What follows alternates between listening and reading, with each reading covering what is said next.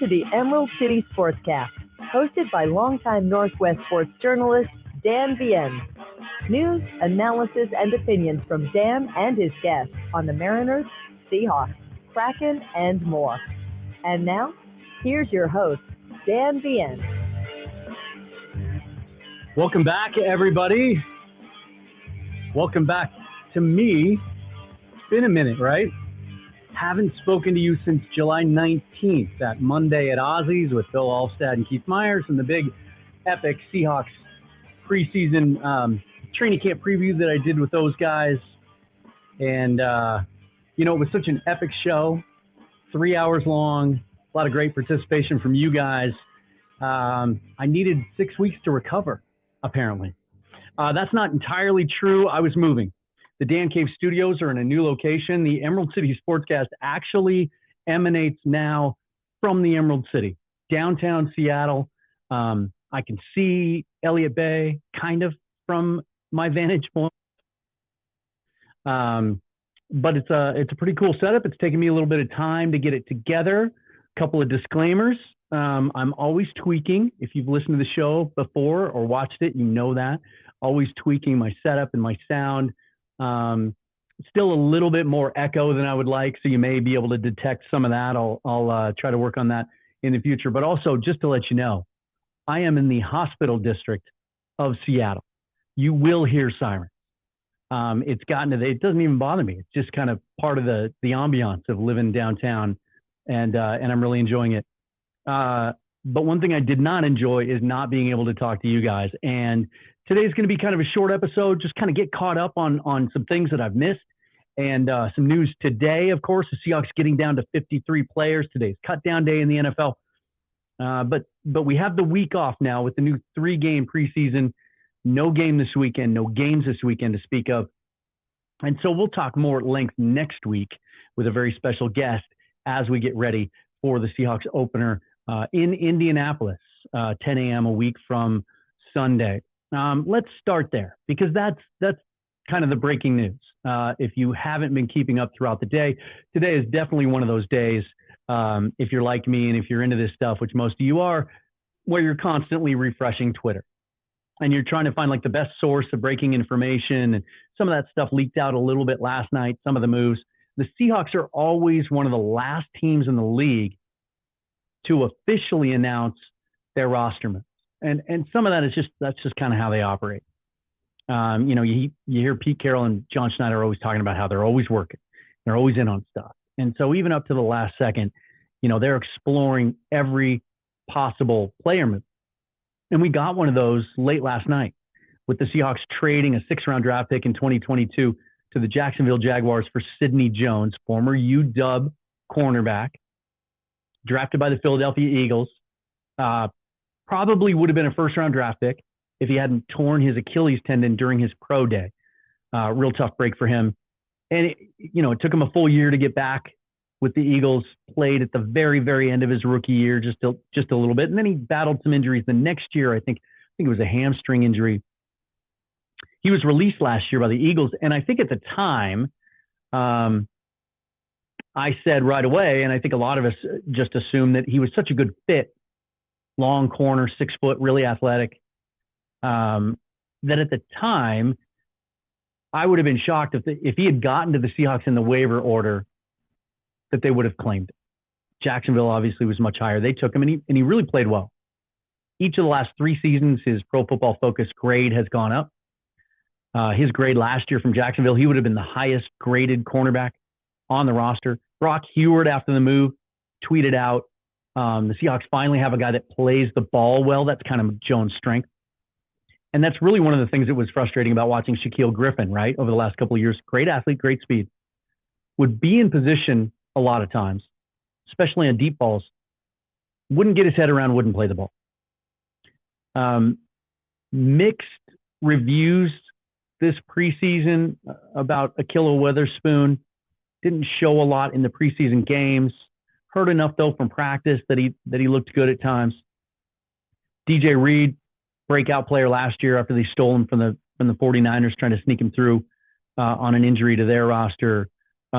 He's been banged up most of the preseason. Sounds like they think he'll play. Trey Brown, draft pick this year out of Oklahoma, similar build to DJ Reed. He's been banged up, not healthy. Trey Flowers has been healthy, and by all accounts, the Seahawks sound like they think he's taken a step forward. The fans certainly don't agree. If you look at Twitter today on this 53-man roster, of course he made it, taking a lot of heat. Why is he on the roster? Jones hasn't officially been announced yet, so it's a 52-man roster as we sit here today. The Jacksonville Jaguars have officially announced that they've traded him. I assume it's just medical, physical paperwork on the Seahawks end. May have to do with COVID protocols. Also has to come in and pass some tests. So they haven't officially announced that. I'm just going to kind of go over this real quickly and focus on the biggest questions that I have, and I think a lot of us have, in the construction of the 53-man roster as it sits today.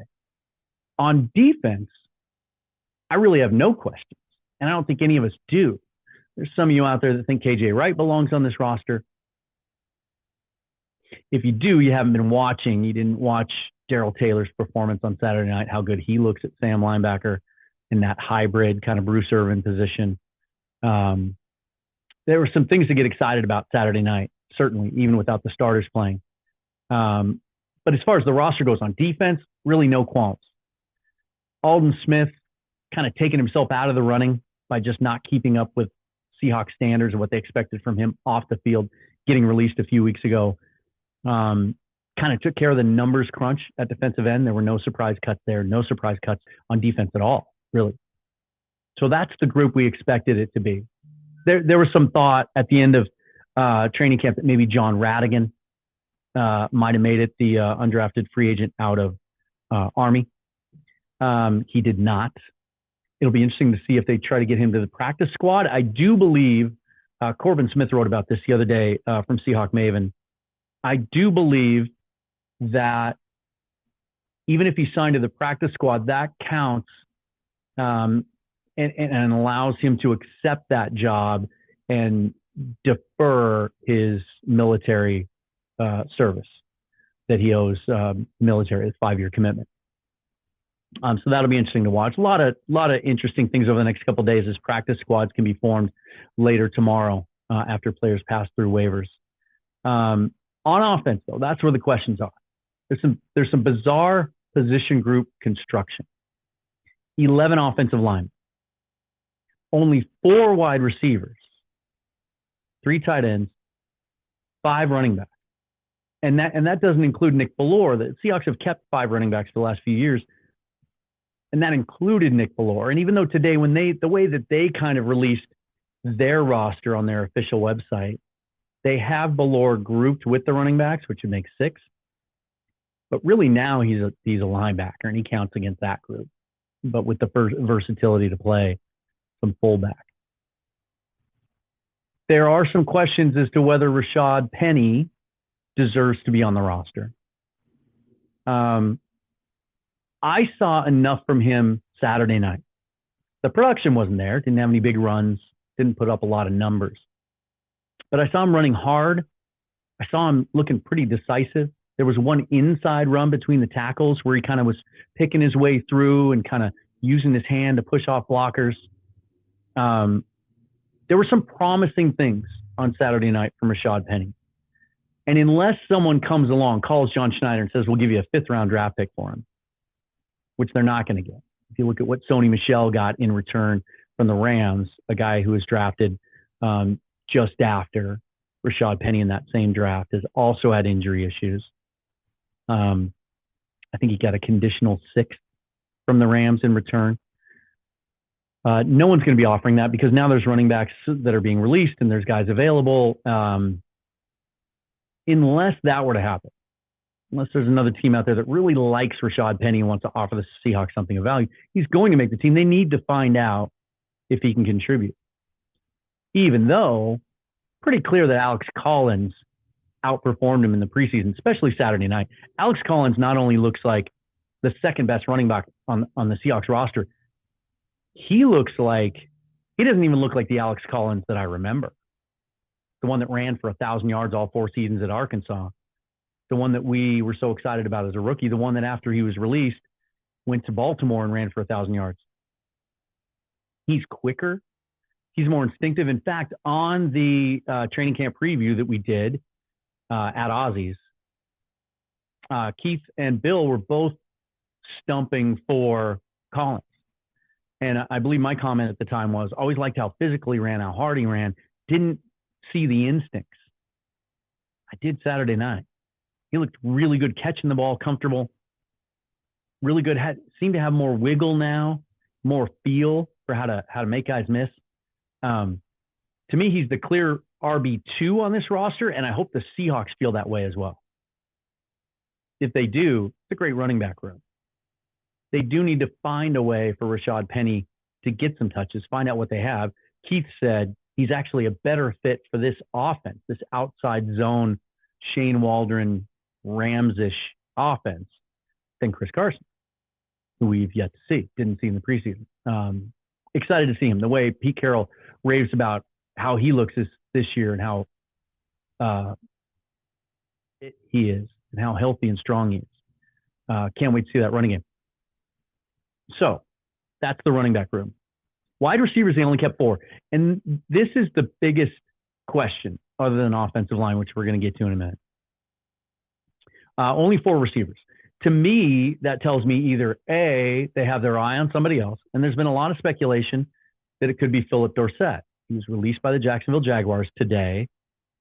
Pete Carroll was very open about the fact that he wanted Dorsett back and expected him back in the offseason. In fact, when I had Chris Clough on the show earlier in the offseason, he made it sound like it was a foregone conclusion. It was a done deal that Dorsett was coming back basically on the exact same deal that he had the year before that he wasn't able to take advantage of or really prove himself on because he got hurt. But Dorsett's hurt again. He's battling through some injuries. The Jaguars have said they want to try to bring him back, but he's battling some things again. So I don't know if that's the guy. There could be somebody else out there. Equanimeous St. Brown is a real interesting case because I think when you look at the receivers that the Seahawks released, Penny Hart, who had a great training camp, heard a lot about him. Aaron Fuller, same thing, also a great special teams guy. And Cody Thompson, who made a lot of lists over the last couple of days of people's projected 53-man roster. He's a little bigger, 6'2", I think. And that's something the Seahawks lack outside of DK Metcalf. Tyler Lockett, Freddie Swain is listed at 6 foot. And then obviously D. Eskridge is a shorter player too. A bigger receiver may appeal to the Seahawks. A guy like St. Brown, who's had some success, had some issues with drops. He's 6'5", outstanding red zone target. That could be one thing. They could have their eye on another player. It could also speak to how confident they are that Colby Parkinson is going to be back from that broken bone in his foot in time for the opener, at least early in the season. Because even though he's a tight end, I think the presumption was that he was going to be used kind of as a big slot and more as a receiver than a traditional inline tight end. So those are some questions that I have there and some things to keep an eye on. Now, if they wanted to add a receiver, where would they take from? Well, the obvious place is quarterback. For the first time in a long time, the Seahawks have kept 3 quarterbacks on their 53-man roster. And I doubt very seriously that they believe Sean Mannion is worth keeping on the 53-man roster.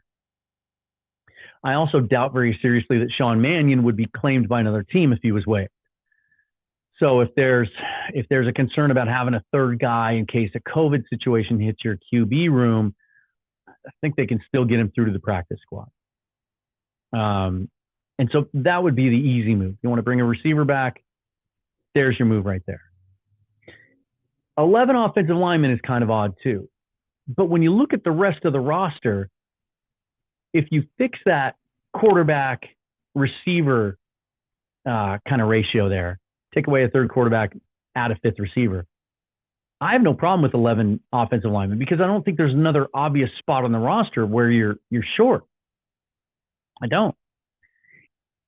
And they had to keep 11 to keep Jake Curran. And I'm so glad that they did. There was some speculation. A lot of the guys that like to project 53-man rosters didn't have Curran making it.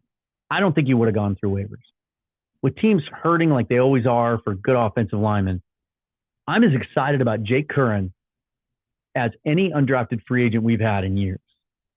What I saw this preseason, and in particular Saturday night, where he played the right side and the left side, was a guy who's just a really good offensive tackle, an NFL caliber offensive tackle. Doesn't just have the size, the arm length, and all those things, but he moves well, moves really well, and he just looks like he knows what he's doing. I'm no expert, right? I'm not Keith Myers. I'm not one of these X's and O's guys that has a background in coaching or teaching offensive line or scouting it. But when I see a guy that's real comfortable in his drops, whose head's on a swivel, that seems to have good vision, sees things coming at him, and is able to, I always love guys that do this, stick his arm out over here to get his hand on a defender while he's looking the other way. Saw a lot of that from Jake Curran. Also saw the ability to pull, and a guy that was really, really physical. The Seahawks offensive line had the highest grade this preseason from Pro Football Focus they've had in the last 8 or 9 years. And it was in the top 10 in the league. And if you think, it doesn't matter, it's preseason, right? Those stats don't matter. Those analytics don't matter. Well, the last 7 or 8 years prior to that, the Seahawks were in the bottom third of the league, which kind of meshed with how the offensive line performed throughout the season. So I think we're starting to see the effects of Mike Solari now there in his 3rd or 4th year, maybe a better job scouting offensive linemen. That was an issue before, especially under Tom Cable. And maybe the arrival of Andy Dickerson from the Rams and his impact working with Solari on that offensive line, because they didn't play their starters a lot.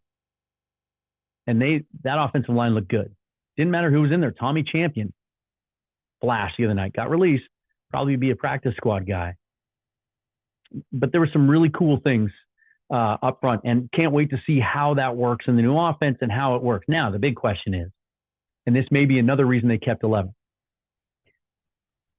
and we may even know by now, Seahawks were set to practice today. Did Dwayne Brown practice? By the time you hear this, you may have that answer. Is he going to practice this week? Is he going to hold out one more week to make his point and then practice next week? A veteran of his stature, so many years in the league, 35 years old, may be able to go with 1 week of practice. But I don't know how comfortable Pete Carroll would be with that, especially for a guy that's had some knee issues. He hasn't been on the practice field. He's been working out, but he hasn't practiced. And Pete usually likes to see guys when they're coming back from injury, for example, usually likes to see guys go 2 weeks before he puts them in a game. This team needs Dwayne Brown. If he carries his holdout into the season, then it makes sense to keep Jamarco Jones and Cedric Ogbuehi and Jake Curran, because Stone Forsythe doesn't look like he's quite ready to be a starter in the NFL.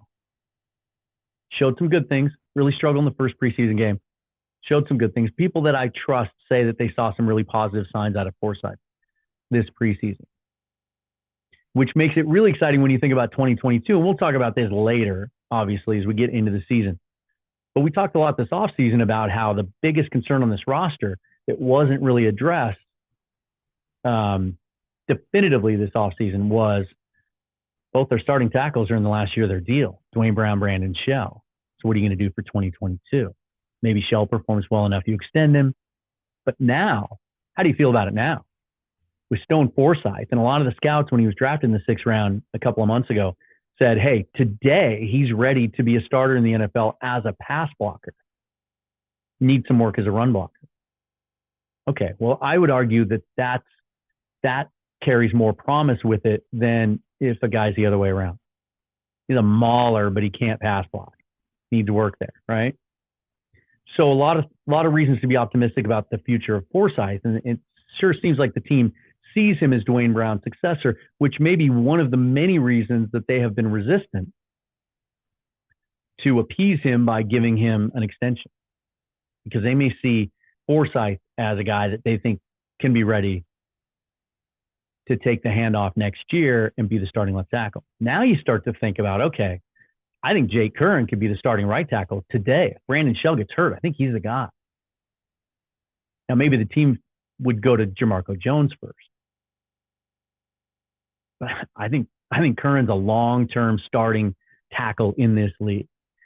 So just something that we'll keep our eye on as the season goes along if there's a need. And certainly as far as you look at future roster construction, the fact that potentially the Seahawks have unearthed their starting tackles beyond this year is a real positive thing. So that's just something to keep an eye on. I think the wide receiver thing will be addressed in the next couple of days. And then I think Sean Mannion will probably be waived and moved to the practice squad. Again, a couple of positives just to touch on real quick that I saw Saturday night. Marquise Blair being healthy was a revelation. Wasn't sure about that. Less than a calendar year since he blew his ACL. I know that medicine is a lot more advanced in their techniques and how they fix those things, but that's crazy.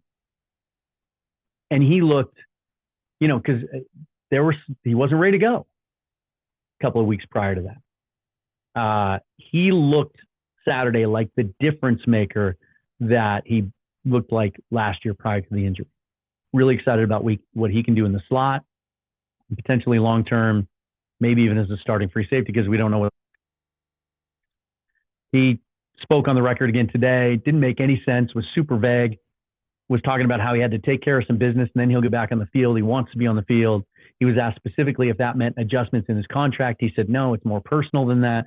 I don't know what's going on with Quandre Diggs. I'm not as concerned about Diggs not being on the field if it comes to that than I am Dwayne Brown. I think there's depth there. With Blair now healthy and Amadi, Ryan Neal should be back hopefully in a couple of weeks. But that was exciting, seeing Blair just be physical and instinctive and reactive, and he can be a weapon. Same could be said for Darrell Taylor.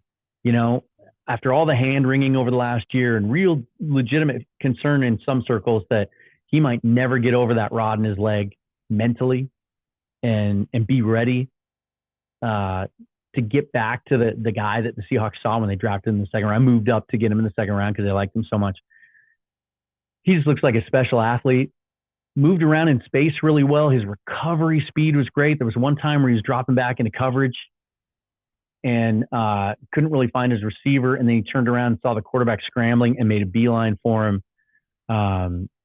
It reminded me of Brian Bosworth's rookie year and that play. Some of you might remember where he chased down John Elway. Just that kind of closing speed.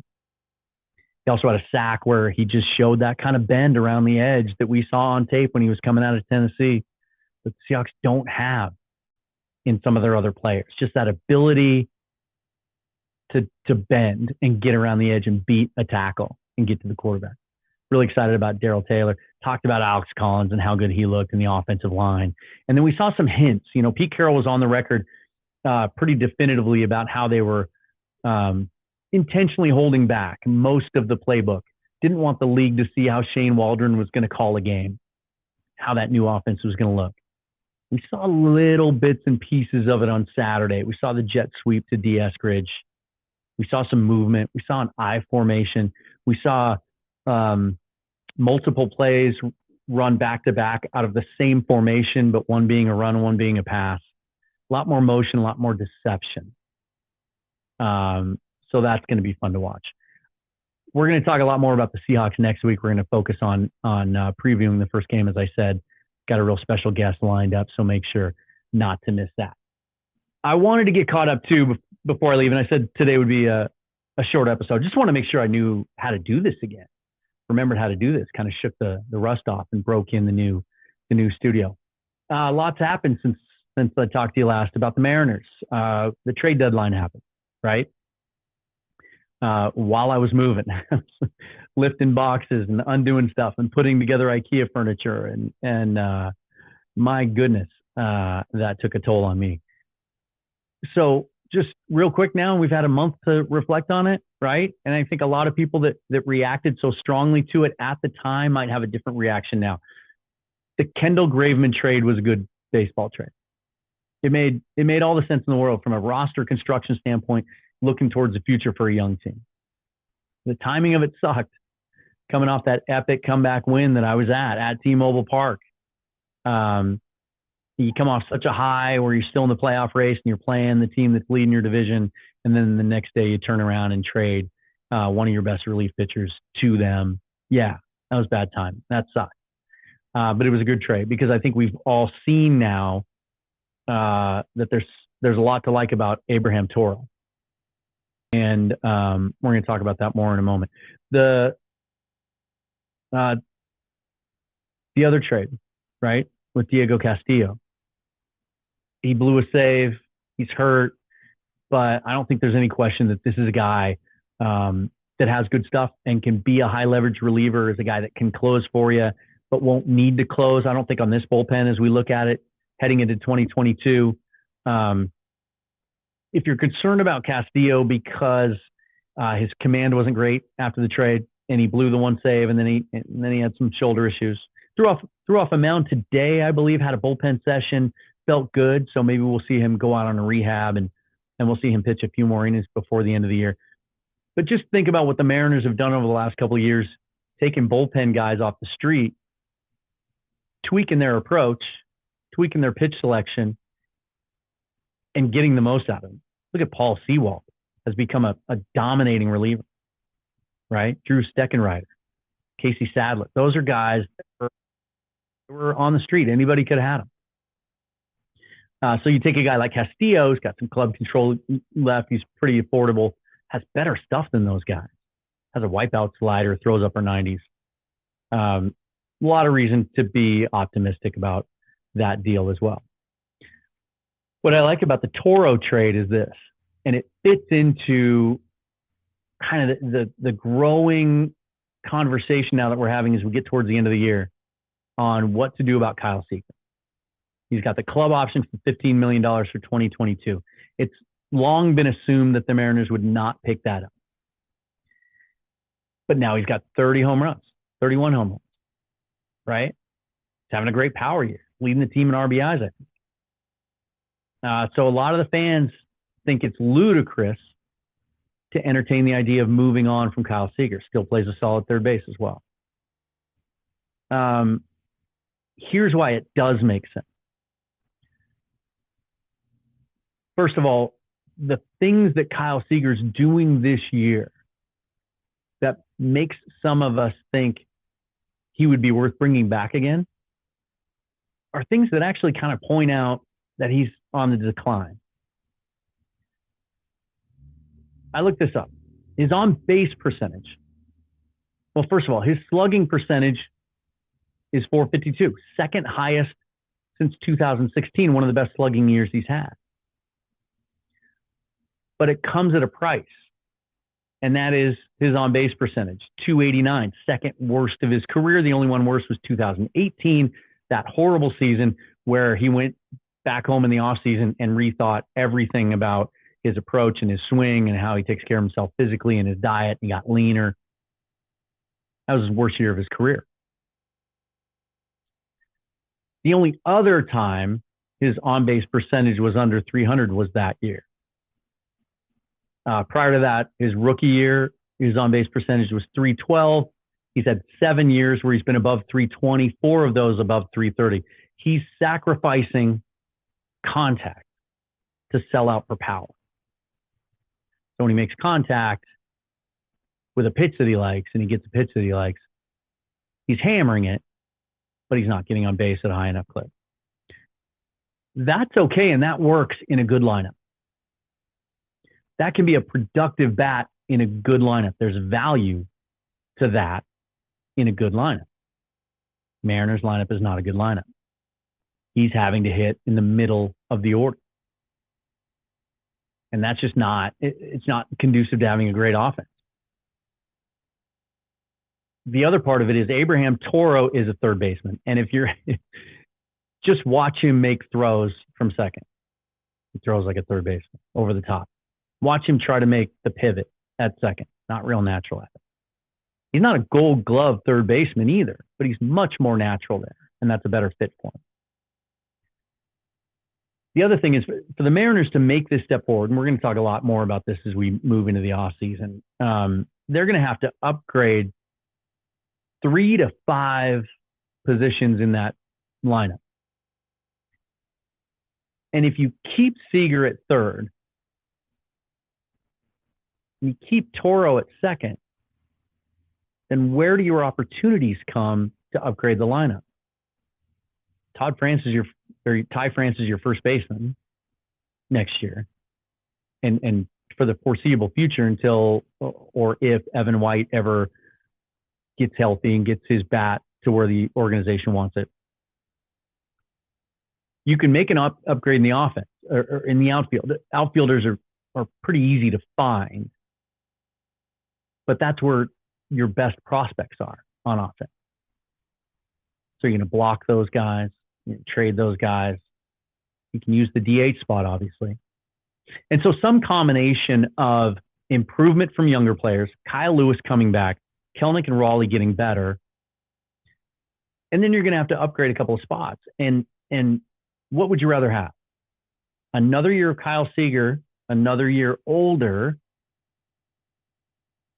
doesn't get on base like he used to, selling out for power, never know when that bat speed's going to go for good, right? The old Bill Belichick line, better to move on from a guy a little bit too soon than a little too late. And in doing so, keep Toro at second base, which is not his natural position. And you kind of know what you're doing side there. And then you got to go upgrade what? You're going to sign a DH. You're going to sign another outfielder. You're going to block. I don't know. The opportunity is greater to move Toro to third, which I think was the plan all along, and then go out and get an upgrade at second base. A guy that can really hit in the middle of your lineup. A Marcus Semien, a Chris Taylor. There's going to be a lot more opportunities to get a guy at that position. It's a more natural second baseman and that can help your lineup as well. So that's where I'm at now. Love Kyle Seager. A lot of sentiment, right? But I just think it's time, and you have to be forward thinking when you're putting a roster together like this. As we move into the off season, some things that I'm looking at just real briefly. Questions about the off season. Can Jerry Dipoto do as good a job getting the 26-man roster over the hump as he did in overhauling the minor league system? How does he do that? Where does he add? Does he choose the right players? That's going to be the key. I mean, all this argument out there that there's people that think he's a bad general manager. I don't even want to get into that right now. Clearly, he has done a phenomenal job overhauling the system. No question. No question he's a great farm director, great organizational guy. But can he shape a 26-man winning roster? And that includes making the right decisions in free agency, convincing players to come here that it's time, the timing's right, that it's good organization, it's a good place to be. Making the right trades if necessary. And can his player development team that's been so good at developing players in the minor leagues make those players into good major league players and make the great prospects into stars? Can they make Jared Kelenic into a star? Can they make Cal Raleigh into a worthwhile, valuable, everyday catcher? Will Julio Rodriguez be ready to make that jump when it's time? We've seen it on the pitching side.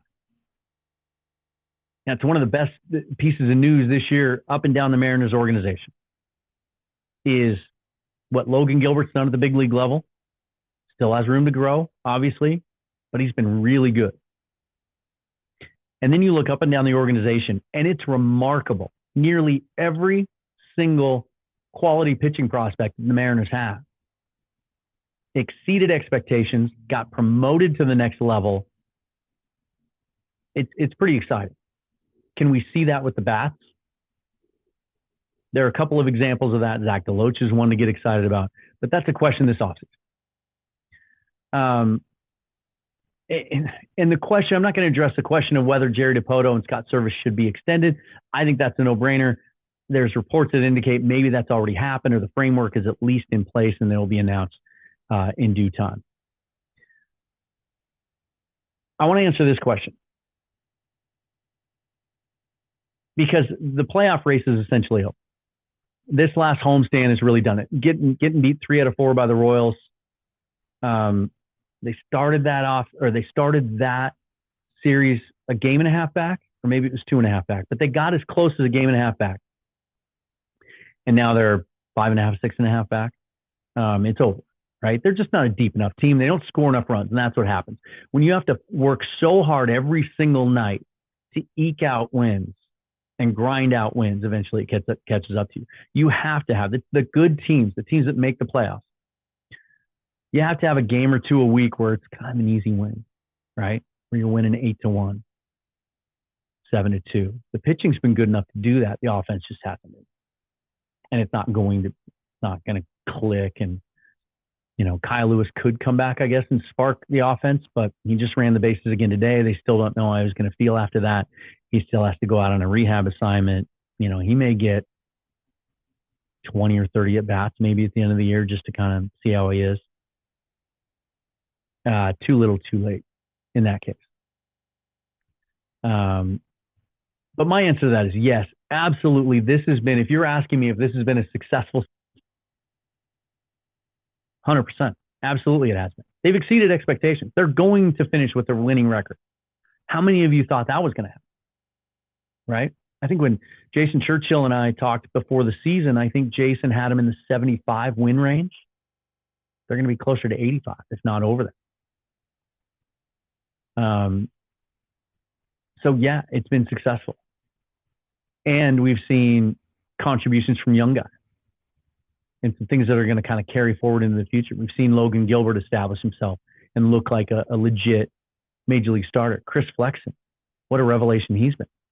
He looks like a mainstay in the rotation. Marco Gonzalez is back to his old self now, and he's under contract at a really reasonable number for the next couple of years.